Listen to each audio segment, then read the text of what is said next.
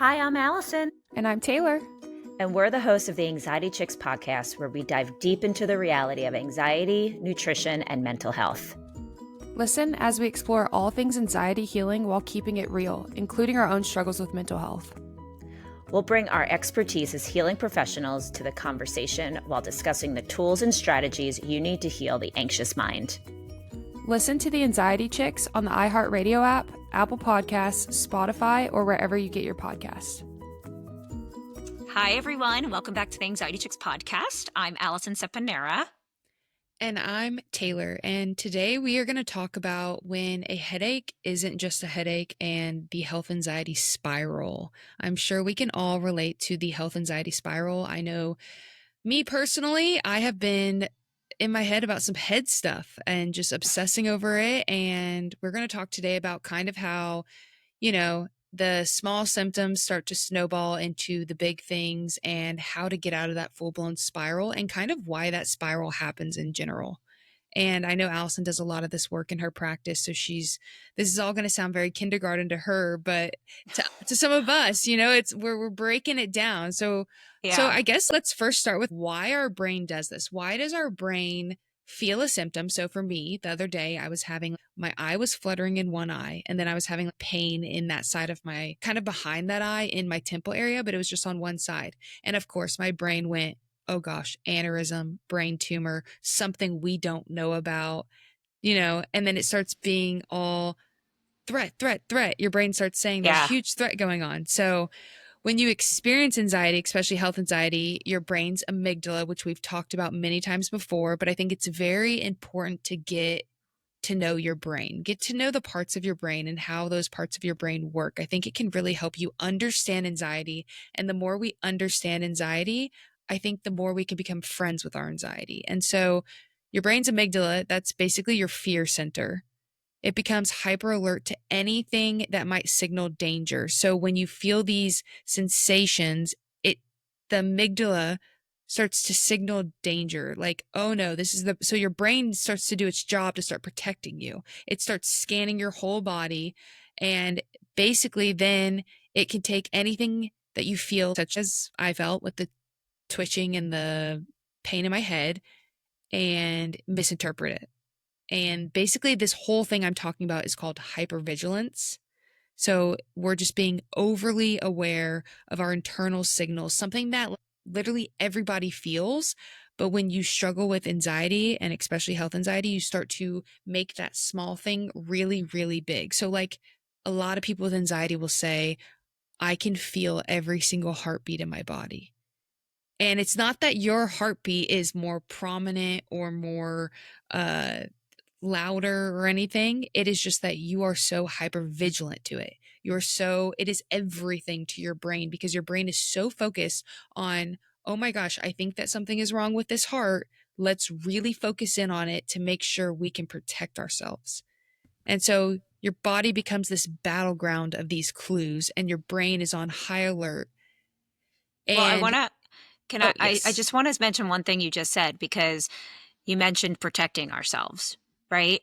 And so when you think of, as you're explaining this so well about the amygdala and being hypervigilant, the amygdala is part of our brain chemistry. Everybody is born with an amygdala, So, but what's so important is that the reason it's there is to actually protect us when we're actually in danger. But unfortunately, now in society, back in the caveman days, remember, we had to have much more to tap it much more into the amygdala. We really needed it because we were on high alert all the time, whether we were being chased by something, or someone was, a prey was trying to eat us, or we were trying to survive with food. Like, we had to be so hyper vigilant every second of the day, or was someone, gonna come get us. So now that's not how life is anymore, but it still is very overactive with the amygdala, because a lot of people's brains are different and we experience different things with trauma and all different types of, in the fear, they call it the fear center of the brain. So that fear center is just, it is really hyperactive in the sense of, like, if you're talking about right now with the brain, right? With health anxiety, this is all connected. You're automatically, you feel a sensation.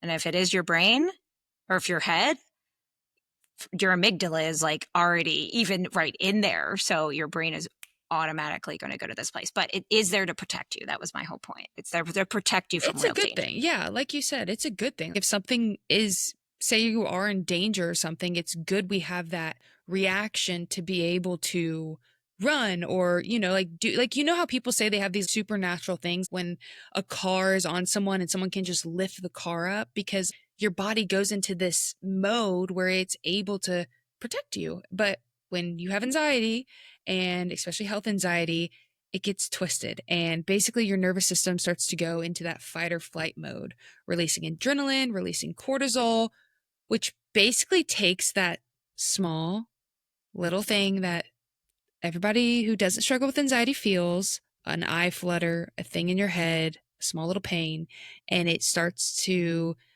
when you have the adrenaline and the cortisol going, you start to develop more physical symptoms because when adrenaline and cortisol is flushing through the body, you're going to have tight muscles, you're going to have dizziness, you're going to have headaches, you're going to have off balance feelings, your heart's going to race. And these are normal sensations of adrenaline and cortisol rushing in our bodies.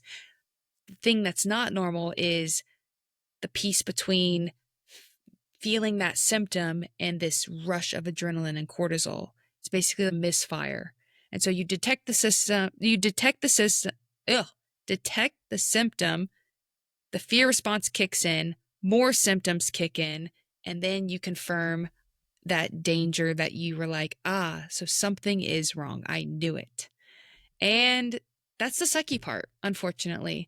And also that's the part I feel like is hardest to comprehend as someone with anxiety. I know I personally relate to that because for me, when I'll feel a symptom and then I don't think I'm panicking about it, and I say don't think because let's be honest, when a lot of us with health anxiety experience a symptom, we like to act like we're not worried or anxious about it, but it's in the back of our brain. And so you are kind of always thinking about it, which then, even though you don't think you are, your adrenaline and cortisol is then rushing, even if this is all subconscious.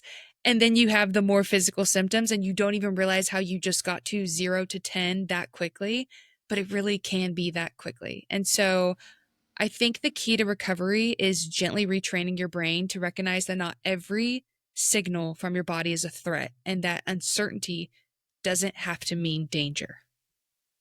100%. Yes, that is the key. I feel like I could probably just have that tattooed on my forehead and just so everyone that meets me can say, here's the key to it. Uncertainty doesn't have to mean danger.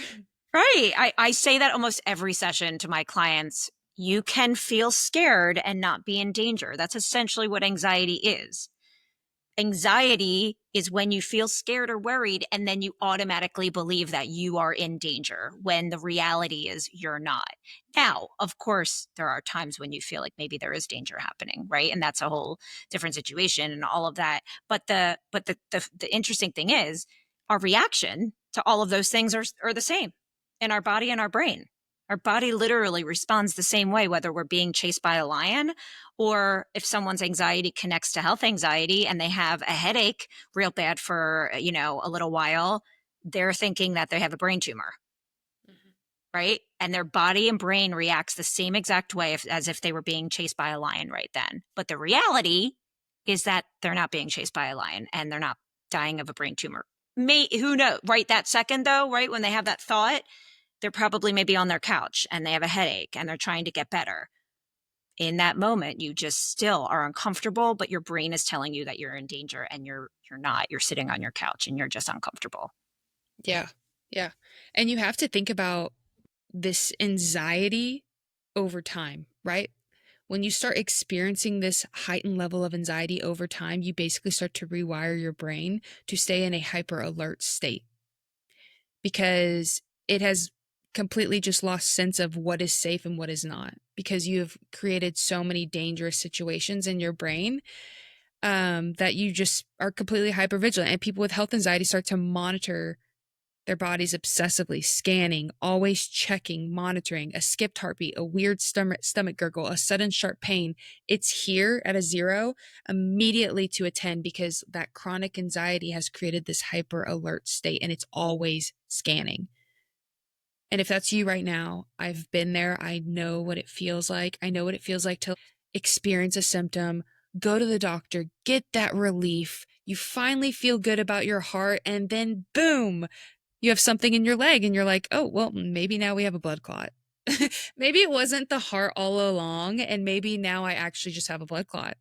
And then you get the relief on the blood clot. And then there's something, you know what I mean? And that's why we can't stick to just looking for reassurance. That's why we actually have to break this cycle, because as much as we think, oh, this one test, knowing that I don't, getting a full body MRI, that'll stop everything. That'll help all my worries. Wrong. The brain finds a way to focus and jump to the next thing. And I remember for the longest time telling my parents, like, oh, no, once I get these heart scans, I'm going to stop worrying about my heart. I 100% will stop. And it just doesn't end there. You have to work on the cycle. Yeah. And, you know, you're so right about how once you think, with health anxiety specifically, once you think that you're so reassured with one part that you were scared of about your health, your amygdala is going to attach to some other type of anxiety about another part of your body or another thing with your health. It's until you actually really get treatment and find ways to really cope in a healthy way with the anxiety that's really attached to your health, your amygdala is literally going to find something else to make up that's really wrong with you, that, you know, and we might not know this, but the root of health anxiety for a lot of people is a fear of dying. So their amygdala is always going to find something else until you really get like the help you need to really reframe, like you said, and retrain the brain to get out of that cognitive bias state. Because if you're thinking one way all the time, your brain is going to create a bias. It's going to start believing that everything is true that you're thinking, and it's not. Yeah. Your brain and your body almost start telling yourself, good job. Like, good job for catching that danger. Good job. See, your body can't be trusted. See, good job. Good job that we're doing this. Good job that we're focused on these symptoms. You're doing great work. Almost to the point where days you don't worry, you start saying, oh my gosh, I am way too relaxed right now. I'm going to miss something. And then boom, the loop happens again. So like Alison said, at the root of health anxiety is often a deep intolerance for uncertainty. It's this deep level of uncertainty and fear of death, and the fear that we think we can control everything. And the unknown truly feels unbearable to people with anxiety. And I know that personally. You think you can know everything, and the reality is you can't. And not knowing for sure whether that headache is just a headache, is just tension, or something serious can create a mental and emotional paralysis for some people. And people with health anxiety tend to need absolute certainty to feel safe. And the reality is we can't, and we won't. No matter, I don't care who you are listening to this, you could have a doctor that lives with you. There is no amount of complete certainty that we can have that we are completely fine and 100% guaranteed going to live for the rest of this even day. Like, there just isn't. And Right. So that intolerance for uncertainty fuels the checking, it fuels the Googling, it fuels the repeated doctor visits. And even knowing like a 1% chance of something happening to us, we're going to worry about that, because that's the issue. And that's the other thing, is you can end up going to all these doctor's visits. I know me personally, I ended up finding out, what do they call it? Incidental findings. And they're really they're nothing. And that's the thing with these full body MRIs. Let me tell you right now, there's a lot of incidental findings. And I don't know if that's good for our brain to even know. I really am convinced at this point. I watched a whole podcast on it. I don't know if you're somebody with health anxiety, you might say, oh, it's such a relief to know I don't have cancer. But what if they say, you have something that might be nothing for the rest of your life? A person with health anxiety is probably going to focus on that and not forget about it. And I know I would. 100. And that's why I'm like, Yes. okay, that answered my question. I'm probably never going to get a full body MRI. Me neither. I know. I was thinking the same thing because I saw like, so many people on Instagram talking about that one. I don't know what there's one. Yeah, the one brand that is like putting so much money in marketing this thing. And I think I was watching Not Skinny But Not Fat, Amanda Hirsch, and she did it like I would say a year or two ago. And I actually was on her podcast like a couple of years ago. She struggles with a lot of bad anxiety and is really open about it. And she was so scared to do this thing. She actually went to the appointment and then left because she just didn't think she wanted to do it, and then was able to talk to some of the doctors and saying, I think part of that also was like, if you're getting a full body MRI, getting an MRI itself is scary, like just going and being in the MRI machine. And she finally did it, and she said that she was okay. I don't think she gave the full everything, but seemed like everything was okay. But I remember thinking, oh my gosh, I don't know if I could ever I don't know if I'd want to do that. And exactly from what you just said, I think, you know what? I think I know me, and I know my brain, and I know the way my health anxiety works. And if they saw one little thing, or if there was incidental or something, I would never be able to just even enjoy my life. Like I just wouldn't. I wouldn't be able to enjoy my days. I even saw one girl, they said herniated disc, but she never even had back pain. I'm going to tell you right now, if they told me I had any type of herniation, spinal, anything, injury of something, suddenly I would have pain. So it's like, oh my gosh, we're good.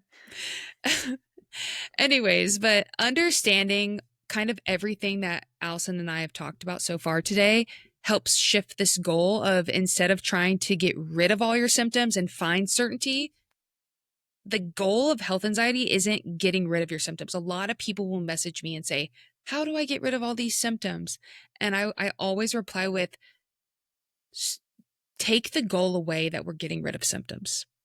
We have to get rid and lower the anxiety, and in return, these symptoms will go away. But if we focus on just trying to like get rid of the headaches, get rid of the heart palpitations, get rid of the dizziness, it doesn't work like that, because it will always manifest in a different way as something else. And so we really have to work on building tolerance to discomfort and accepting that some level of uncertainty is a normal part of being a human. 100%. You have to remember too, what we resist persists. So everything that we try and avoid or resist or want to go away is going to persist, and it's going to get stronger. So the goal should never be to just like get rid of it. I mean, you have to remember back to the beginning of this episode, the amygdala is there to protect us. So if we got rid of that, then we would be just not even doing anything. If a lion was chasing us, we would just sit there. Oh, all right. Yeah. No. Oh, okay. Right. No big deal. Maybe we wouldn't get, actually, I wonder how a lion would react to that. He's probably not used to a human just saying, okay. I probably wouldn't be around. The person probably wouldn't be around is my point. When we're actually in danger, our amygdala helps us know what to do. But, when you have high anxiety, a lot of times we're not in danger. So we have to sort of. So, okay. Yeah. The goal of breaking this cycle and this spiral is not eliminating all the doubt. I know it's probably not what you want to hear, but the goal is to not have complete certainty, but rather to live more peacefully with being uncertain. So breaking the cycle means catching yourself in these spirals and interrupting these spirals with new and more helpful behaviors. So it's not going to feel good right away. It won't. But the more you consistently retrain your brain to not respond with panic every time your body sends a signal, I promise you, you will feel so much more empowered when these feelings do happen. Because this is kind of where I'm at right now. And I haven't really, I was actually like talking on my Instagram stories today a little bit about how do I live authentically myself? Because sometimes I think I get caught up in I've come so far with my anxiety because I want to preach that to people, because there is hope, but we still have to talk about the nitty gritty stuff of like, yeah, I don't have these full blown panic attacks anymore, but that doesn't mean the thoughts don't come. That doesn't mean I don't have these feelings. And now it's just, okay, I've gotten my brain to the part where we're not going to get to that 10. We're going to find a way to break the spiral before it can get there, because now we're aware.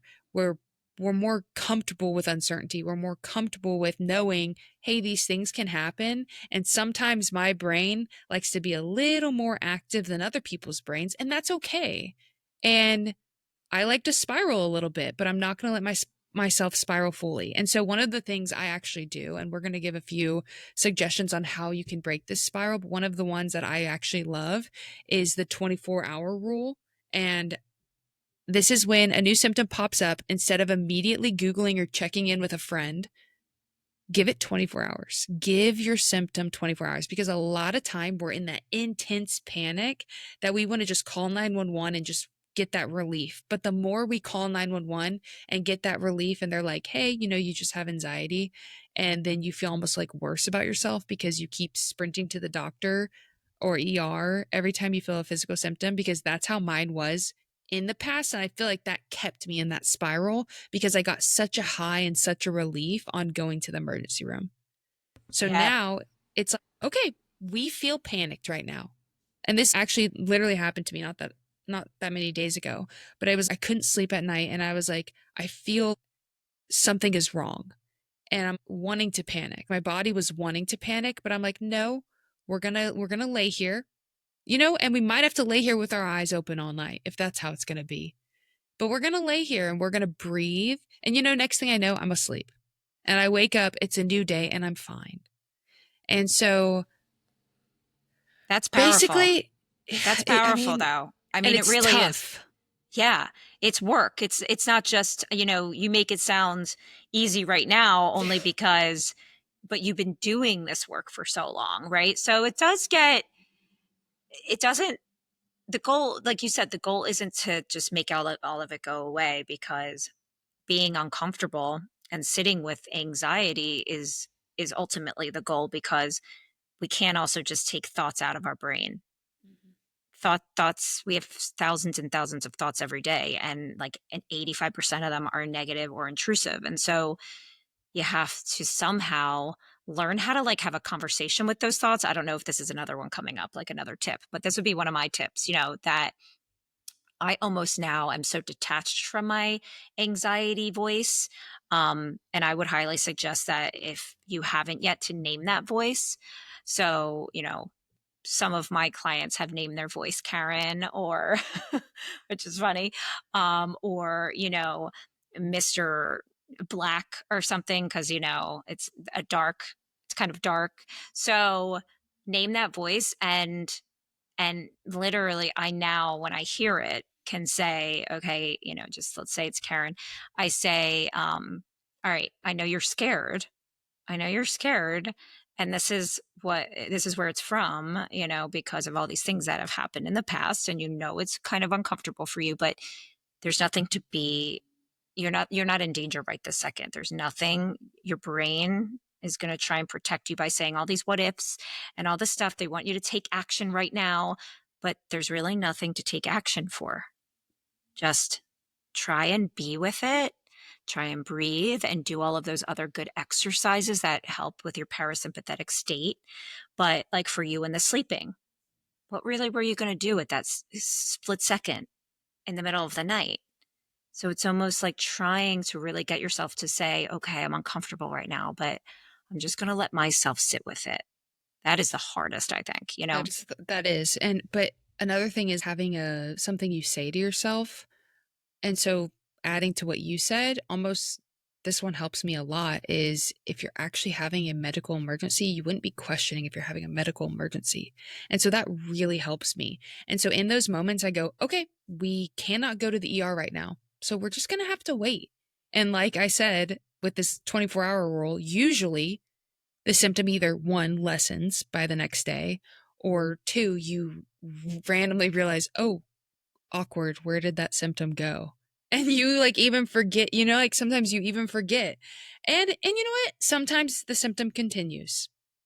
So then let's write it down instead of Googling. So let's create a symptom spiral log in your notes app of your phone, Write what you're feeling, what your brain is telling you it might be, and then rate the fear level 1 to 10. This creates a space between the sensation and the fear response and helps you bring awareness to the patterns. I think this is so important because a lot of times you can even go back to that list. I think we really, really forget a lot of the things we panic about.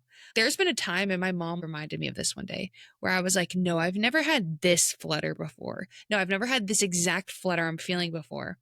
If I had written it down in the past, I 100% have, but we forget these things, especially when we're in such an irrational state of mind.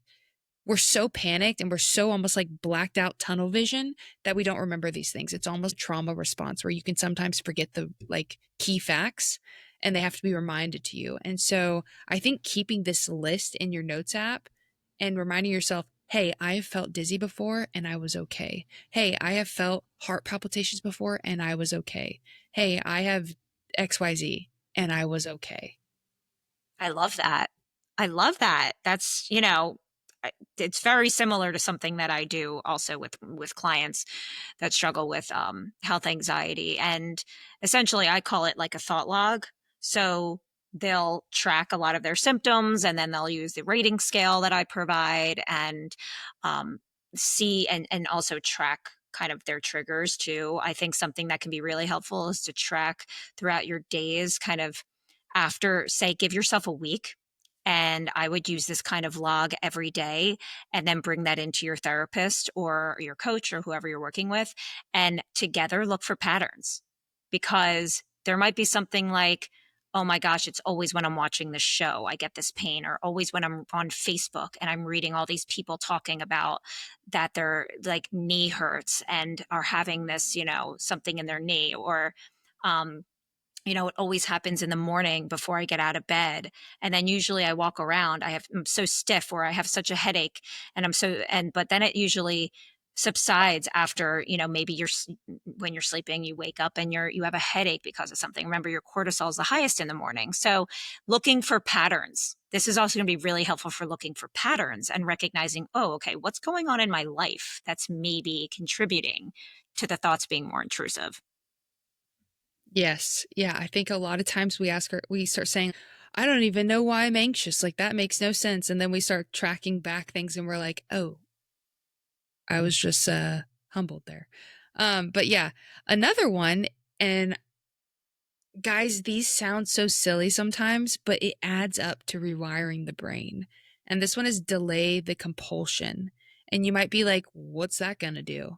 And it's challenging your brain each time to try a little harder to not immediately. It's a reward kind of when we panic and we go to the emergency room or panic and Google. You're rewarding the fear and you're almost telling the fear, good job. And hey, we prevented ourselves from danger. We did a great job. You're literally doing a high five with your anxiety. And so delay the compulsion. Instead of checking your pulse, opening Google, try delaying the urge. Start with 5 minutes. So say, I'm feeling anxious right now. I usually immediately go to Google and type in headache. What does that mean? Literally set a timer and start with 5 minutes and don't Google for 5 minutes and then try 10 minutes and then 30 minutes and sit with this discomfort and show your nervous system that nothing catastrophic happens when you don't respond immediately. Yeah. I was just going to kind of say what you said about sitting with this discomfort, going back to sitting with the discomfort. This is delaying your compulsion, is teaching you how to sit with these moments where all your brain is saying to go do this. You're not going to be okay unless you go Google. You're not going to be able to move forward or move on with your day until you go and FaceTime your friend. Go and do this and this and this. Okay.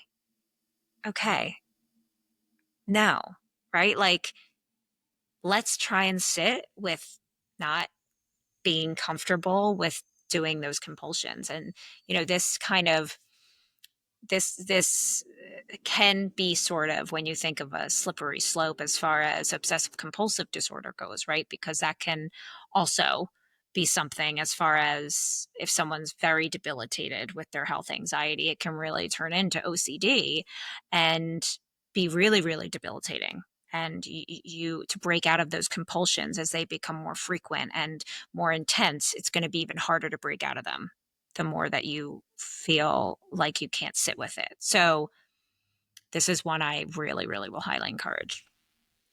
Yeah, and like we said, some of the other CBT techniques that Alison has already said is talk to your anxiety like it's a scared friend, or so like Alison said, you could name it like a Karen, or you could talk to it like a scared friend. You can also name the distortion. So telling yourself like, hey, this is black and white thinking, I'm jumping to conclusions, like really voicing that out loud. And you can also do thought challenging. So asking yourself, what is the evidence for this belief? What else could explain this symptom? So instead of the headache equals brain tumor, why not the headache equals dehydration?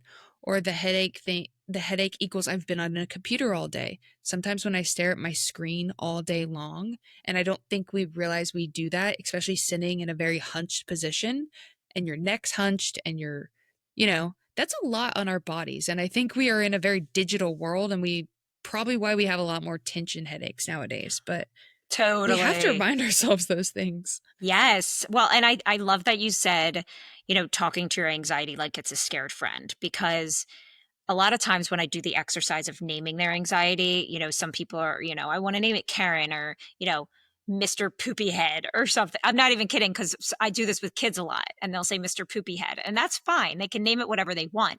But I always say, I want you to be careful about being mean to that voice, because it's still part of you. And that voice is really trying to protect you. That voice just doesn't know reality. That voice just thinks everything is scary. So, what would you say to someone that was really scared that you loved? And even if you had no idea why they were scared of it, like someone has a huge phobia of like a chair, and you're thinking, wait, why is this person freaking out about a chair? But that person's scared of something. What would you say to someone you love that was just scared? You would probably say, listen, you're scared. That's a feeling. I totally get that, right? I hear what you're saying. I can see that you're scared. You know that you felt scared before and it passed. Feelings are temporary. It's really hard to sit with it, but I'm here with you, right? Like, don't try and fix it. Just kind of, you say to yourself, you know what? I'm not going to fix it. I'm just going to sit with being scared, because I know it'll pass at some point, and it has before. I love that. That's you don't realize, guys, how much that actually helps you. And regaining trust with your body when you feel so out of control isn't going to feel that way immediately. But I'm telling you, the more you work on this and the more you really challenge yourself to gain that trust and break this health anxiety spiral, is when you'll see the work come through. And it's not going to be this immediate, like, God, I'm healed, but slowly but surely you feel and you will celebrate those wins of like, hey, you know what? I didn't blow my life up when I had this little panic. Because a lot of times I used to panic and just blow everything up around me. But now I'm able to panic and like, not even make it other people's problems. Like no one even has to know. I can literally handle it myself now. And I think that's growth. I think that's cool. I think when you can feel a symptom and you can like really challenge yourself to sit with the discomfort, sit with your tools and handle things, and over time you really realize you're capable of a lot. And it's okay if you have a more hyperactive mind like me and Alison and so many other people. That doesn't make us weird or different or broken. It just is something, it's a little quirk we have, that's how I look at it. It's a little quirk. So you're not alone if you're in a spiral like this. And just because anxiety sometimes can feel life-threatening doesn't mean it is life-threatening. So I hope from this episode you have learned a couple things that maybe you can start implementing. And I hope that you, most importantly, just do not feel alone or scared right now in anything you're struggling with, because you're not. Yeah. And I would say, if we're going to talk about sort of a healing tip of the week for this episode, I really encourage you to, I think the theme of what helps in these situations is trying to sit with the discomfort, right? And so when you're doing that, it might feel really hard to just even be still, right? If there's something going on with your body. But what I think is going to be helpful is trying to kind of say what these body sensations are happening. Like, what are they? Right? Like, say a little bit more about like what's going on in your body, and maybe instead of saying, okay, oh my gosh, my chest is really tight and something's wrong, I'm having a heart attack, maybe try and shift the narrative of that, right? Because your brain, whatever that voice is trying to tell you something's dangerous, and trying to shift that by saying, this is a common anxiety symptom. I know I've had this before. I know it feels uncomfortable, but I'm not in danger, right? I think I'm okay. And really just practicing that language is going to be huge. I would even suggest like writing that down. If you are working with a therapist or a coach or something, writing these statements down and visually putting them around your house, visually putting alert on your phone. So even if you're not at your like level 10 anxiety at the moment, you still get an alert that says, just remember your bodily symptoms are anxiety symptoms you've had before, right? Like it might feel uncomfortable, but you're okay. And so there can be a lot of healing in seeing that visual statement and seeing them a lot of times a day. You're basically creating new neural pathways in your brain and helping your brain, the other part of your brain, not the Karen part. You're helping the other part of your brain that you don't have access to a lot because Karen is just like very loud all the time. But you're giving access to the part of your brain that actually is more logical and knows, I've had this anxiety symptom before. I know it feels uncomfortable, but I know I'll be okay. And I just will really encourage you. I probably said this as a healing tip before, but I just really believe in it, that just seeing it and hearing it, maybe even like record your voice saying it and listen to that recording of your own voice saying it every hour on the hour, just so you can really get your brain to create the new pathways of feeling safe. I love that. Okay, guys, we will see y'all next week. Yay, I'm so excited. Thank you guys so much for tuning in. Please rate, review, and subscribe. We'd love for you to subscribe on YouTube especially, and really just share it with a bunch of people so we can get all of our healing content to everybody. And leave us a comment on Spotify. I just realized that you can comment on our episodes on Spotify, and I didn't even know that. So, we'll be replying back to anyone's comments. So please do that. That would be awesome. And definitely on Apple too. Just review us. So thanks so much, you guys. Talk to you later. Bye.